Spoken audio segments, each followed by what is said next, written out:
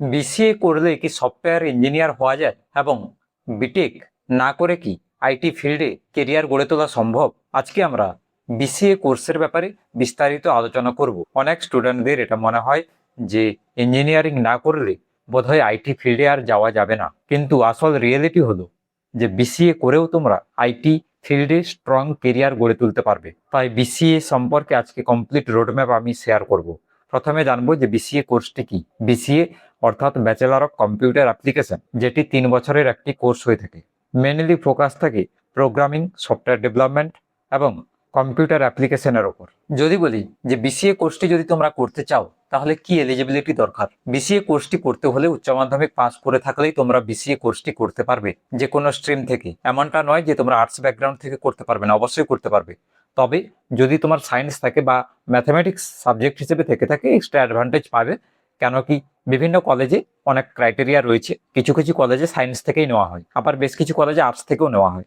ঠিক আছে, তো এটা ডিপেন্ড করে কলেজ থেকে কলেজের ওপর। তবে ম্যাক্সিমাম কলেজে কিন্তু আর্টস ব্যাকগ্রাউন্ড থেকে হলেও বিসিএ করা যাবে, এত চিন্তার কোনো কারণ নেই। যদি তোমরা আর্টস ব্যাকগ্রাউন্ড থেকে রয়েছো এবং বিসিএ করতে চাও, কম্পিউটার ফিল্ডে আসতে চাও, কোনো অসুবিধা হওয়ার কথা নয়। অ্যাডমিশন প্রসিডিওরের কথা যদি বলি, তুমি যে কলেজে ভর্তি হতে চাও সেই কলেজের যা অ্যাডমিশন প্রসিডিওর রয়েছে সেটা অনুযায়ী তুমি অ্যাডমিশন হবে। সেভাবে যদি দেখা যায় আমাদের ইন্ডিয়াতে বা আমাদের ওয়েস্ট বেঙ্গলে ম্যাক্সিমাম কলেজেই কিন্তু বিসিএ কোর্সটি করানো হয়। ম্যাক্সিমাম কলেজ ইউনিভার্সিটিতে বিসিএ কোর্সটি করানো হয়ে থাকে। এবারে আমরা জেনে নেব যে বিসিএ কোর্সটিতে কি কি শেখানো হয়, অর্থাৎ তোমরা এই বিসিএ কোর্সটি করলে কি কি নলেজ গেইন করতে পারবে, কি কি নলেজ, কি কি সাবজেক্ট তোমরা শিখবে। প্রথমে চলে আসি প্রোগ্রামিং। প্রোগ্রামিং এর মধ্যে C, C plus plus, Java, এই ধরনের প্রোগ্রামিং ল্যাঙ্গুয়েজগুলো তোমরা শিখতে পারবে। এরপরে ডেটাবেস রয়েছে, অর্থাৎ database management system, computer network, computer architecture, web development সম্পর্কে তোমরা জানবে।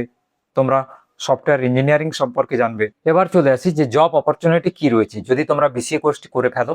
এরপরে তোমরা জব কি ধরনের পেতে পারো। দেখো, তোমরা চাইলে ওয়েবসাইট ডেভেলপমেন্টে যেতে পারো, সেখানে তোমাকে ওয়েবসাইট তৈরি করতে হতে পারে। তো সেই ধরনের স্কিলগুলো তোমাকে আগে থেকে ডেভেলপ করতে হবে। তোমরা চাইলে সফটওয়্যার ডেভেলপমেন্টে যেতে পারো, বিভিন্ন ধরনের অ্যাপ্লিকেশন সফটওয়্যার তৈরি করা তোমার কাজ হবে। তোমরা চাইলে অ্যাপ্লিকেশন ডেভেলপমেন্টে যেতে পারো। আমরা মোবাইল ফোনে, সেটা আইওএস হতে পারে অথবা অ্যান্ড্রয়েড হতে পারে, যে ধরনের অ্যাপ্লিকেশনগুলো ইউজ করি সেগুলো তোমরা বানাতে পারবে যদি তোমরা অ্যাপ্লিকেশন ডেভেলপমেন্টে যেতে চাও। এরপরে তোমরা আইটি সাপোর্টে যেতে পারবে, টেকনিক্যাল সাপোর্ট হিসেবে কাজ করতে পারবে।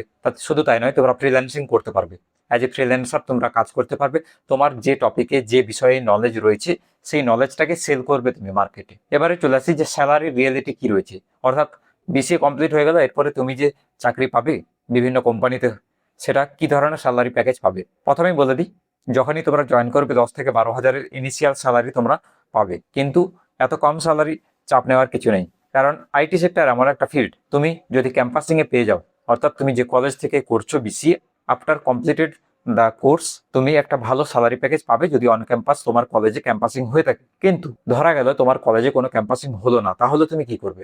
তাহলে তোমাকে অফ ক্যাম্পাসে ট্রাই করতে হবে। তোমার নিকটবর্তী টাউনে, বড় বড় টাউনে, সেটা কলকাতা হতে পারে, তোমরা যদি চাও বাইরে যেতে পারো, হায়দ্রাবাদ, ব্যাঙ্গালোর, নয়ডা।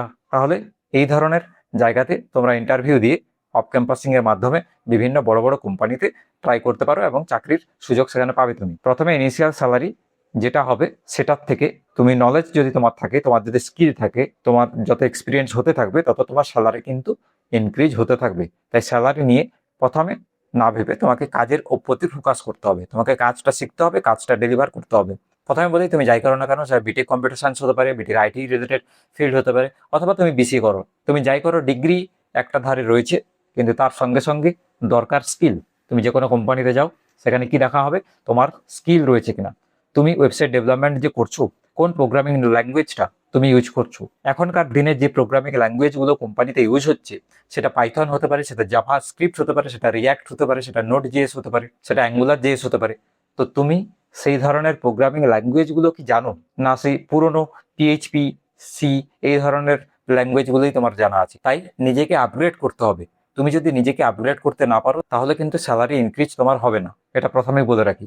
তাহলে প্রথমে আমাকে কি করতে হবে, আমি সফটওয়্যার ডেভেলপমেন্টে যাচ্ছি মানে এটা একটা টেকনিক্যাল কেরিয়ার অপশন। তাই আমাকে যখনই নতুন কিছু টেকনোলজি আপগ্রেডেশন হবে, তখন সেটা আমাকেও আপগ্রেড করতে হবে নিজেকে। আমার প্রোগ্রামিং নলেজটাকেও আপগ্রেড করতে হবে।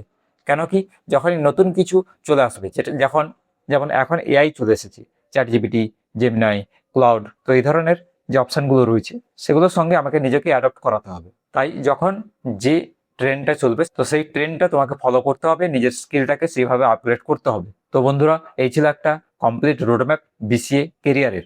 যদি ভিডিওটি ভালো লাগে, যদি মনে হয় যে এই ভিডিও থেকে তোমরা প্রতিদিন নতুন কিছু জানতে পারছো বা নতুন কিছু শিখতে পারছো, ভিডিওটি লাইক করে দাও, বন্ধুদের সঙ্গে শেয়ার করতে ভুলো না, বা নিজের ভাই বোনেদের সঙ্গে শেয়ার করো যারা এই বিসিএ কোর্সটি করতে চায়, যারা নিজেকে অ্যাজ এ কোডার ভবিষ্যতে দেখতে চায়। যদি চ্যানেলে প্রথমে এসে থাকো, চ্যানেলটিকে সাবস্ক্রাইব করে যেও, পাশে থাকা বেল আইকনটিতে প্রেস করে দিও, যাতে আমার পরবর্তী ভিডিওর নোটিফিকেশন তোমার মিস না হয়।